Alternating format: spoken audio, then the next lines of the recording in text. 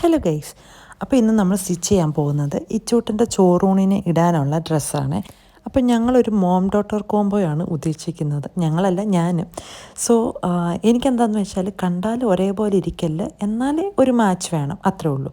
ഈ ഒരേ കളറ് ചെയ്ത് ഉള്ള ഒരു മോം ഡോട്ടർ കോംബോ ഒക്കെ കുറച്ച് ഔട്ട്ഡേറ്റഡ് ആയതുപോലെ എനിക്ക് തോന്നി. സോ കണ്ടാൽ ഒരേപോലെ ഒന്നും ഇരിക്കണ്ട, എന്നാൽ ചെറിയൊരു മാച്ച്, അത്രേ ഞാൻ ഉദ്ദേശിച്ചിട്ടുള്ളൂ. സോ ഇതാണ് ഈ ചൂട്ടിന് ചെയ്തത്. അപ്പോൾ ആദ്യം ഞാൻ അവൾക്ക് ഫുള്ളി സ്റ്റിച്ച് ചെയ്ത് കഴിഞ്ഞായിരുന്നു. ഇത് പെട്ടെന്ന് ചെയ്ത ഔട്ട്ഫിറ്റായിരുന്നു.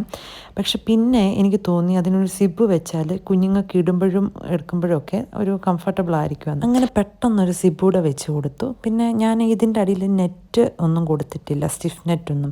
കാരണം കൊച്ചു പിള്ളേർക്ക് അതൊക്കെ ഭയങ്കര ഡിസ്കംഫർട്ടായിരിക്കും. നമുക്ക് തന്നെ അതൊരു കുറച്ചൊരു ഹെവി ആയിരിക്കും. അപ്പോൾ കുഞ്ഞു പിള്ളേർക്ക് അത് ഭയങ്കര ഡിസ്കംഫർട്ടായിരിക്കും. അപ്പോൾ ഇച്ചുവിന് ഞാൻ ഏത് സ്റ്റിച്ച് ചെയ്താലും അതിൻ്റെ അടിയിൽ ഈ നെറ്റൊന്നും കൊടുക്കത്തില്ല. നോർമലി ഉള്ള ഫാബ്രിക് വെച്ചിട്ട് ഗ്യാതറിങ് കൂട്ടി കൊടുക്കത്തതേ ഉള്ളൂ. അപ്പം നല്ല ഫ്ലഫി ആയിട്ടിരിക്കും, എന്നാൽ ഇടുമ്പോൾ അവർക്ക് കുറച്ച് കംഫർട്ടബിൾ ആയിരിക്കും.